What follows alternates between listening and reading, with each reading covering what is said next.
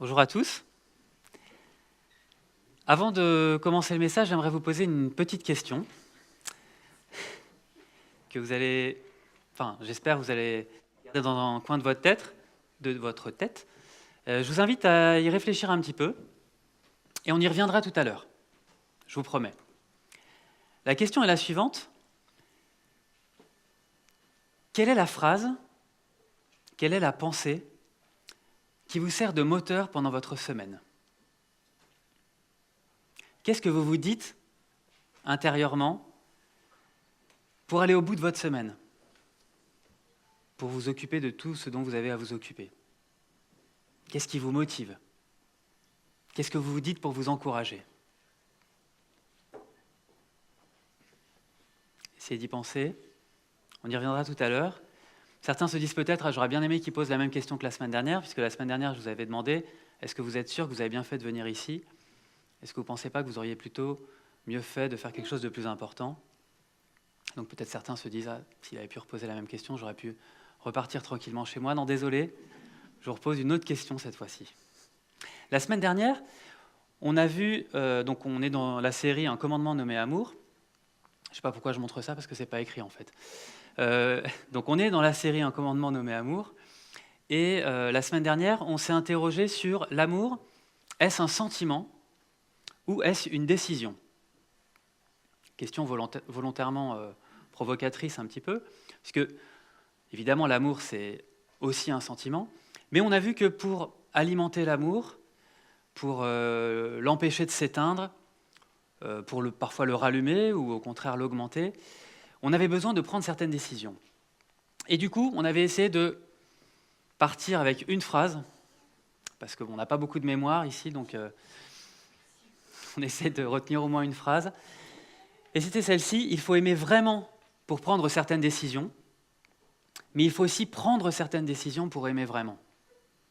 Il faut aimer vraiment pour prendre certaines décisions, ne serait-ce que par exemple pour réussir à pardonner quelqu'un qui nous a fait du mal, pour s'engager toute une vie avec quelqu'un. Il faut vraiment avoir beaucoup d'amour. Mais il faut aussi prendre certaines décisions pour aimer vraiment. L'amour passe parfois par une volonté, par des décisions, afin d'être entretenu. Donc ça, c'était la semaine dernière. Cette semaine, on va se poser une autre question, qui va peut-être apparaître, mais je ne sais pas, c'est pas sûr. Si. Elle apparaît là aussi, c'est parfait. Comment imiter l'amour sans le limiter? C'est là-dessus qu'on va essayer de réfléchir aujourd'hui. Alors, la question peut paraître un peu bizarre. Comment imiter l'amour? Pourquoi est-ce qu'il faudrait imiter l'amour? Et qu'est-ce que ça veut dire exactement imiter l'amour? Je pense que on a tous eu besoin d'être aimés pour pouvoir aimer. Le premier amour, pour la plupart, c'est l'amour de nos parents. Mais on reçoit aussi, tout au long de notre vie, l'amour d'autres personnes. Ça peut être aussi un amour très fort. Ça peut être un parrain, ça peut être une marraine, ça peut être des grands-parents, ça peut être des frères et sœurs, ça peut être des amis proches. Et soyons clairs, plus on reçoit d'amour, plus c'est quand même facile de le transmettre ensuite aux autres. Et inversement, moins on en reçoit, plus c'est parfois compliqué. En tant que croyant, l'amour qu'on veut imiter, c'est celui de Dieu. Et ça tombe bien parce que, d'après ce que dit la Bible, il en a une certaine quantité. Et on pourrait se dire, c'est facile. Il y a juste à accepter l'amour de Dieu. Si Dieu nous aime, il y a juste à accepter son amour. Et ça fait quand même un certain capital après de départ. Si on accepte l'amour de Dieu, normalement on devrait pouvoir en redonner un petit peu, a priori. Et le problème, c'est que c'est pas si facile que ça d'accepter l'amour de Dieu. Pour plusieurs raisons. Déjà, certains vont me dire, je ne sais même pas si Dieu existe, donc je ne vois pas comment je pourrais essayer de recevoir son amour. C'est sûr. Mais même quand on croit en l'amour de Dieu, c'est pas forcément évident, parce qu'on ne l'a jamais vu, on essaye de comprendre qui il est, mais c'est pas forcément facile. Puis il y a une autre raison, qui est liée un peu à notre humanité, à notre imperfection, c'est que souvent on a du mal à s'aimer soi-même. Il ne faut pas croire que les gens qui sont tout le temps satisfaits d'eux s'aiment véritablement. Comme on l'a vu la semaine dernière, aimer les autres, même si on a beaucoup d'amour pour eux, c'est pas toujours facile. C'est pas toujours facile de les aimer comme il faut. C'est la même chose pour nous. On a tendance soit à s'aimer trop, mais du coup, on se voit trop beau, et on n'est pas vraiment cette personne-là. Parfois, c'est un peu mon cas, on est perfectionniste. Donc, dans ces cas-là, on est souvent déçu de soi-même. On aimerait s'aimer que pour ses qualités, que pour ses bonnes actions. Mais comme on a beaucoup de défauts et qu'on fait plein d'erreurs, c'est plus difficile. Oscar Wilde disait « S'aimer soi-même, c'est l'assurance d'une longue histoire d'amour. » Alors quand on connaît un peu Oscar Wilde, évidemment, il le disait de manière un petit peu ironique. Pourtant, je crois qu'il a raison au fond. Il faut commencer par s'aimer soi-même, en sachant bien ce que ça veut dire. Et une fois qu'on est en paix avec soi-même, c'est quand même plus facile d'aimer les autres. Je disais tout à l'heure que Dieu est la personne auprès de qui c'est peut-être le plus facile de trouver de l'amour, si on croit en lui. Et on disait aussi, il faut être aimé d'abord pour pouvoir aimer ensuite. Dieu l'explique dans un verset qui se trouve dans la première épître de Jean, au chapitre 4. Ça revient à d'autres endroits dans la Bible, mais là c'est dit de façon assez claire. Pour nous, nous l'aimons parce qu'il nous a aimés le premier. Comme on le disait, c'est toujours plus facile, quand on reçoit de l'amour, ensuite de le donner. Le problème, là encore, il y a toujours des problèmes, c'est que, comme on a du mal à s'aimer soi-même, souvent on va imiter Dieu de la mauvaise façon. On pourrait se dire, Dieu nous aime, on a juste à recevoir son amour, et puis on va essayer de faire comme lui. Chrétien, ça veut dire imitateur de Christ. Mais souvent, on imite Dieu de la mauvaise façon. Alors, qu'est-ce que ça veut dire imiter Dieu de la mauvaise façon ? Il y a deux façons principalement d'imiter Dieu. La première, c'est d'aimer les autres comme lui nous a aimés. La deuxième, c'est d'essayer d'être parfait comme lui. Les deux sont bonnes. Il nous a appelés à faire les deux dans la Bible. Tu aimeras ton prochain comme toi-même, verset que tout le monde connaît. Mais il dit aussi, soyez parfaits comme votre Père Céleste est parfait. Il nous invite à tendre à la perfection, à ne pas faire le mal, à ne pas pécher. Le problème, c'est qu'on a souvent tendance à imiter la deuxième façon que la première. On a souvent tendance à essayer d'être parfait, mais en oubliant d'aimer le prochain. Pourquoi ? Parce que c'est plus facile. On peut rester extérieur en essayant de devenir parfait. On peut essayer de faire tout comme Dieu a dit. C'est ce que faisaient les pharisiens, les docteurs de la loi de l'époque. Dieu avait dit de donner 10%, il donnait pile 10%. Il avait donné un grand nombre de lois et il les suivait à la lettre. Et malheureusement, je crois qu'on peut avoir aussi cette tendance à essayer d'obéir à toutes les règles, de faire tout bien comme il faut, de ne surtout pas faire ci, de ne surtout pas faire ça. Et on oublie un peu la première façon d'imiter Dieu. Tu aimeras ton prochain comme toi-même. C'est bien d'essayer de devenir parfait. C'est louable. Mais s'il n'y a pas l'amour avant, c'est un peu vain, c'est un peu vide de sens. À quoi ça va servir ? À se contempler, à se dire « Waouh ! Est-ce tout ce que j'ai fait là ? J'ai pas péché une seule fois ? Ça fait 32 jours que j'ai pas fait ce péché-là ? Je suis vraiment quelqu'un de bien. » C'est un peu le risque. C'est ce que faisaient les pharisiens.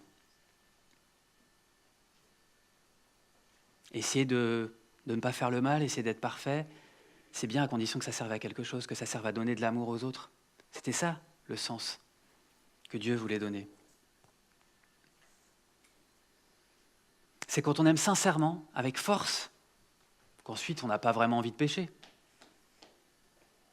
Et vouloir s'approcher de la perfection, ça n'a pas de sens si on oublie d'aimer. Comme me disait un ami marin, pour arrêter de pécher, il ne suffit pas de noyer le poisson. Alors, vous vous dites peut-être, qu'est-ce que c'est que le péché ?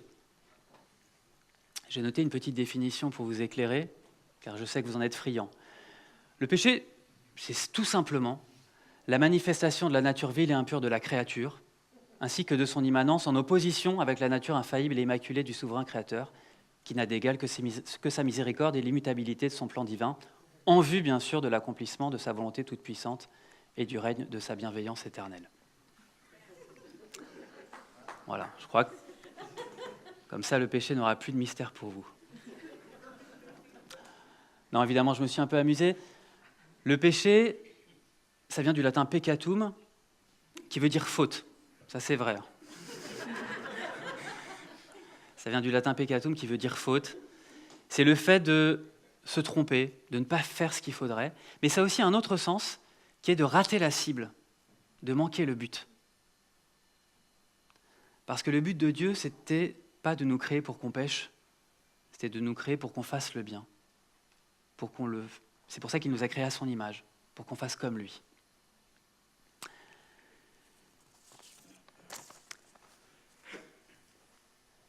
Du coup, pour aimer vraiment son prochain, il faut apprendre à s'aimer soi-même.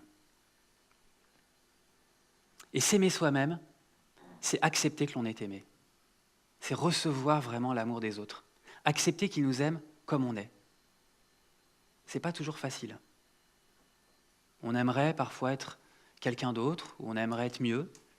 Il faut accepter que les gens nous aiment comme nous sommes. Il faut accepter que Dieu nous aime comme nous sommes. Et c'est une phrase que je voudrais qu'on garde en tête aujourd'hui. Vous repartiez avec. Pour aimer son prochain, il faut s'aimer soi-même. Pour s'aimer soi-même, il faut accepter d'être aimé. On y reviendra un peu plus tard. Parce que, comme je le disais tout à l'heure, ne pas pécher, ça peut vite devenir une question d'orgueil.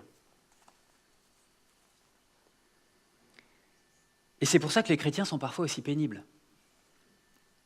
Si on avait des chrétiens qui essayent d'imiter Dieu de la bonne manière, en aimant leur prochain, tout irait bien. Mais le problème, c'est qu'ils sont souvent dans la recherche de la perfection, et pas seulement pour eux, pour vous aussi. Ils comptent vos péchés. Ils vous jugent. Ils vous disent, ou ils ne vous le disent pas, mais ils le pensent, tu ne devrais pas faire ci, tu ne devrais pas faire ça. Et on a parfois ces réflexes, nous aussi, soyons honnêtes. Et c'est dommage. Je pense que la priorité, c'est vraiment, tu aimeras ton prochain comme toi-même. Dès qu'on s'en éloigne, il y a un risque de tomber dans le jugement, de tomber dans le perfectionnisme et de rater le but. Alors, justement, par rapport à la question que je vous ai posée tout à l'heure, on va faire un petit test. Parce que ça se trouve, vous n'avez pas réussi à répondre. Je vais vous faire 3 propositions. D'accord ? Et vous allez essayer de voir quelle est la phrase de laquelle vous vous sentez le plus proche. Soyez honnête, hein. Quelle est la phrase qui vous guide le plus souvent dans la semaine ? Première phrase, est-ce que j'ai bien fait tout ce que j'avais à faire aujourd'hui ? Est-ce que c'est une question que vous vous posez souvent ? Est-ce que c'est ça un peu votre moteur dans la semaine ? Vous vous arrêtez, vous dites, attends, qu'est-ce qu'il me reste à faire ? Ça. Est-ce que ça parle à certains ? Deuxième question qui lui ressemble un petit peu. Qu'est-ce qu'il me reste encore à faire sur ma liste ? Est-ce que c'est ça pour certains le moteur ? Est-ce que j'ai bien coché toutes les cases ? Troisième question qui normalement devrait parler le plus aux chrétiens. À qui ai-je manifesté de l'amour cette semaine ? Oui, c'est plus ça. Hein. Je vois Davidé qui hoche de la tête. C'est ça, hein, j'imagine, qui vous sert de moteur. Hein, pendant la semaine, vous avez tout le temps cette phrase en tête. À qui ai-je manifesté de l'amour cette semaine ? Est-ce que j'ai bien montré à ma femme que je l'aimais ? Est-ce que j'ai bien montré à mes enfants que je les aimais ? Est-ce que j'ai pris du temps pour mes amis ? C'est ça qui nous guide. Chaque semaine, on est là-dedans, nous. On est des vrais bons chrétiens. Ça fait plaisir. Bon, malheureusement, je vous avoue que moi aussi, je suis souvent dans la première ou dans la deuxième, plus que dans la troisième. Lorsque j'étais en Italie, ça remonte maintenant, c'était il y a presque 20 ans, donc j'étais là-bas pour mes études pendant 1 an, et je me suis fait beaucoup d'amis. Déjà parce que c'est un âge où on rencontre facilement des gens. À l'université, c'était facile aussi. J'étais en colocation. On était beaucoup dans cette colocation. Donc ça m'a permis aussi de rencontrer pas mal de gens. Et j'étais à l'université de Bologne en Italie. C'est une grande université où il y a beaucoup d'Italiens du Sud notamment, mais un peu de partout d'Italie qui viennent pour y étudier. Parce que c'est une faculté très renommée, c'est la plus vieille d'Europe, plus vieille que la Sorbonne. Et voilà, j'avais aussi une église dans laquelle je me sentais très bien. J'aimais beaucoup le pasteur, il faisait des messages vraiment qui me boostaient souvent, qui m'éclairaient aussi sur qui est Dieu, qui m'aidaient à grandir dans la foi, grandir spirituellement. Et donc, je ratais aucun culte le dimanche, j'y allais vraiment avec plaisir. Il y avait aussi des très bons musiciens, des bons chanteurs, c'était très agréable, je passais un bon moment. Et dès qu'ils organisaient quelque chose, j'essayais d'y aller, parce que j'avais l'impression de recevoir beaucoup. Et une fois, ils ont organisé une sorte de séminaire pendant 3 jours, qui avait lieu un peu plus loin, peut-être à 2 ou 3 heures de Bologne, avec d'autres églises qui étaient un peu du même courant. Je me suis dit, il ne faut pas que je rate ça, parce que ça a l'air vraiment intéressant. Et effectivement, les intervenants étaient très intéressants. Il y a des messages qui m'ont vraiment touché, parfois qui m'ont ému aux larmes. Je me disais, oh là là, je suis vraiment bien là, je suis en train de grandir spirituellement, je suis en train de passer un cap. Et puis je suis rentré. Et là, quand je suis rentré à Bologne, j'ai croisé une amie de la fac aussi, qui était plutôt à la base une amie d'autres personnes que je connaissais, qui était quelqu'un très sympa, un peu perdu, pas beaucoup de confiance en elle. Mais on avait sympathisé et elle me confiait pas mal de choses justement parce que, je sais pas, elle avait dû sentir que j'étais quelqu'un en qui on pouvait avoir confiance, j'espère en tout cas. Et on avait discuté de pas mal de choses. Et là, elle me voit, elle me dit, mais t'étais où? Ben, j'étais parti là pendant 3 jours, c'était super. Ouais, ben moi je t'ai attendu en fait.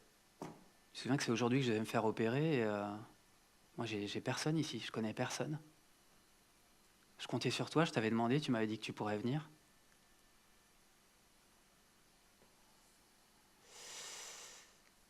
Ah oui, ouais. J'étais convaincu d'être à ma place là-bas, parce que c'était super, j'allais devenir un super chrétien. Et puis, bah, la personne qui m'attendait, qui avait besoin de moi, elle était là, à 2 ou 3 heures de trajet, et elle m'attendait. Ça a été une expérience dure sur le coup, mais qui m'a servi aussi, je pense. Ça a été une bonne leçon. C'est pas pour ça que j'ai pas fait d'erreur après, mais celle-là m'a particulièrement marqué. Un autre problème qu'on a aussi, c'est que du coup, pour équilibrer la balance entre celui qu'on est et celui qu'on voudrait être, du coup, au lieu d'aimer son prochain comme soi-même, comme parfois on n'y arrive pas, on a tendance à s'aimer soi-même moins. On se dévalorise, on se dit « je suis nul ». Et ça peut être aussi un problème.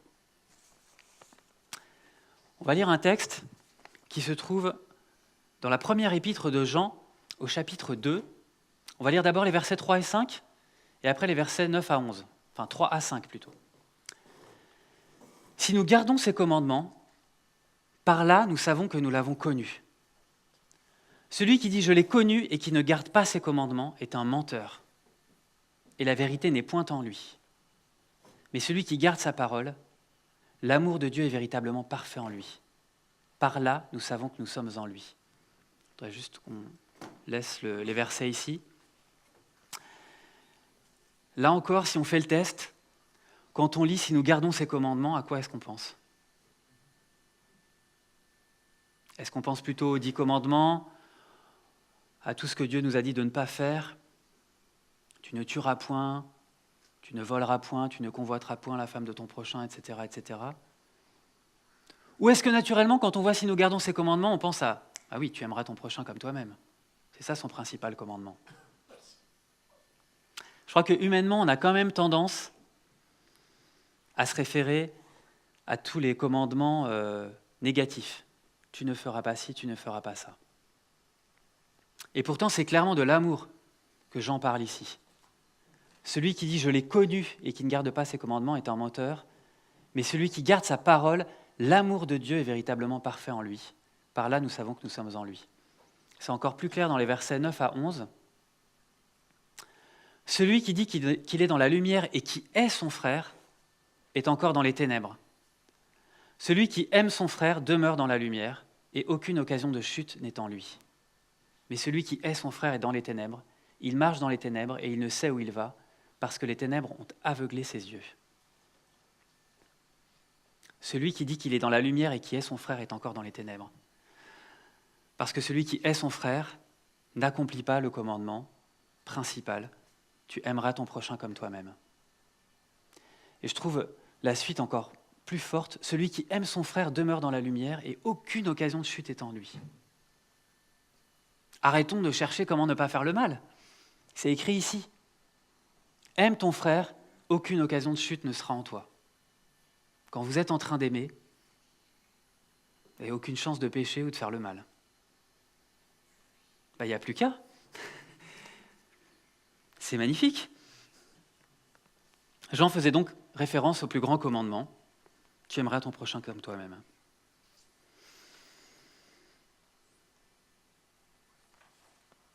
Il y a 2 semaines, j'avais un planning assez chargé. Les enfants, le travail, vous savez ce que c'est. Et puis, j'avais ces messages à préparer. Celui d'aujourd'hui, celui de la semaine dernière. Et puis, une amie m'écrit sur Facebook. Écoute, mon mari est rentré de l'hôpital. Son mari était gravement malade depuis plusieurs semaines. C'est un peu dur en ce moment. J'aimerais bien que tu passes nous voir. Sur le coup, j'ai dit ah ouais, tiens, c'est une bonne idée. Comme on le dit, vous savez, comme ça, sans regarder si vraiment on peut. Et puis, j'ai laissé passer quelques jours et à un moment donné, je me suis dit, ça va être compliqué quand même, j'ai le message à préparer. Franchement, là, ça va être dur cette semaine, je vois pas trop comment je pourrais. Puis en préparant les messages, je me suis dit, attends, tu es en train de préparer des messages sur tu aimeras ton prochain comme toi-même. Et à cause du message que tu es en train de te préparer sur tu aimeras ton prochain comme toi-même, tu vas pas aimer ton prochain comme toi-même. C'est un peu particulier. J'allais pas faire ce que Dieu nous appelle à faire pour préparer un message sur ce que Dieu nous appelle à faire. Et là, je me suis dit, non, mais c'est n'importe quoi. Si c'est pas dans ces moments-là qu'on montre à nos amis qu'on est présent, quand ? Elle me le dit en plus. J'y avais pensé de moi-même.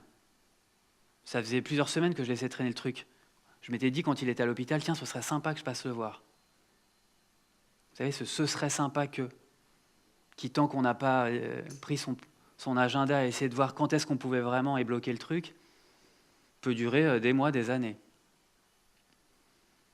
Et là, je l'ai fait. Je dis non, c'est une priorité. C'est ça qui est important. Message, bien sûr, c'est important, mais message, tu peux le faire à un autre moment. Là, il y a un besoin urgent. Et donc, je l'ai pris, ce temps. J'ai regardé, effectivement, ce n'était pas si simple à organiser, mais une fois que la décision a été prise, je l'ai fait. On a passé un super moment. Elle m'a remercié, lui aussi était super content que je sois passé les voir. Et voilà, j'ai eu l'impression de faire ce que j'avais à faire, d'être à ma place cette fois, contrairement, vous vous souvenez, à la fois où il y a des super messages. il y a quelque chose de très bizarre dans la Bible, c'est que Dieu nous explique qu'en fait, toutes les règles qu'il nous a données, c'était pour nous montrer qu'on n'arriverait jamais à les appliquer. Et pour nous montrer que du coup, on avait besoin de lui. Si vous lisez l'épître que Paul a écrite aux Romains, ça parle que de ça, quasiment. Enfin, ça parle beaucoup de ça. Je ne vais pas résumer l'épître aux Romains à ça, mais ça parle beaucoup de ça. Il est dit par exemple, j'ai pris Romains chapitre 5, verset 20, « La loi est intervenue pour que la faute soit amplifiée. » Et c'est pour ça que Jésus, quand il est venu sur terre, a dit qu'il n'était pas venu pour modifier la loi, mais pour l'accomplir. Grâce à ce commandement, tu aimeras ton prochain comme toi-même.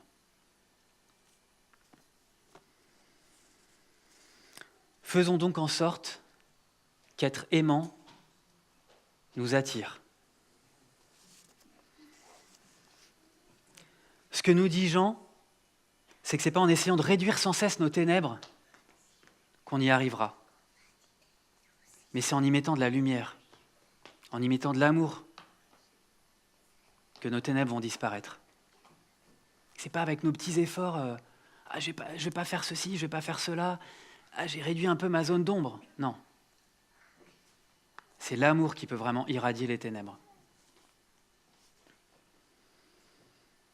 À propos de celui qui aime son frère, Jean déclarait, on l'a vu tout à l'heure, aucune occasion de chute n'est en lui. C'est extrêmement fort. C'est pas à chaque fois qu'on aime véritablement. C'est pas à chaque fois qu'on va à l'église, c'est pas à chaque fois qu'on prie, qu'on lit la Bible, c'est pas à chaque fois qu'on entend parler d'amour, c'est à chaque fois qu'on met cet amour en pratique. Le commandement premier de Dieu est positif. Aime ton prochain comme toi-même. Mais notre nature humaine fait que on va tout le temps aller chercher vers le négatif. Ne fais pas ci, ne fais pas ça. Je ne dis pas que ce n'est pas important. Mais mettons ce commandement en premier. Aime ton prochain comme toi-même. L'amour, c'est l'accomplissement de la loi. Je redis cette citation que j'ai donnée la semaine dernière du poète Pierre Reverdy, que j'aime beaucoup. « Il n'y a pas d'amour, il n'y a que des preuves d'amour. » Alors je voudrais vous laisser avec ceci. Pour aimer son prochain, il faut s'aimer soi-même. Et pour s'aimer soi-même, il faut accepter d'être aimé. C'est comme ça qu'on va réussir à aimer les autres, à aimer son prochain. Et je voudrais quand même, pour cette semaine, vous redonner la question qu'on pourrait se poser. Je ne sais pas si elle va s'afficher. Du coup. Alors ça, c'est le titre du message. En tout cas, c'était, je ne sais plus la formulation exacte, mais c'est « À qui vais-je manifester de l'amour cette semaine ?» Essayez, une fois, faites l'expérience. Je vous propose cette semaine. Au lieu que votre moteur soit est-ce que j'ai bien fait tout ce que j'avais à faire aujourd'hui ? Est-ce que j'ai bien coché tout ce qu'il y avait sur ma liste ?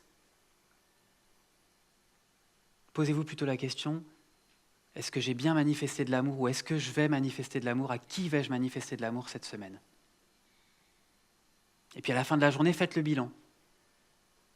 À qui j'ai manifesté de l'amour aujourd'hui ? C'est un peu plus exaltant quand même, comme question, non ? Pour essayer d'affronter la semaine, qu'une simple liste. Et peut-être que ça nous portera et ça nous aidera à faire tout ce qu'on a à faire malgré tout, avec un peu plus de joie. Peut-être. Je ne dis pas que d'un seul coup, ça va devenir fantastique de faire des factures. Mais, qui sait ? Essayons de relever ce défi. Je vais terminer par une prière.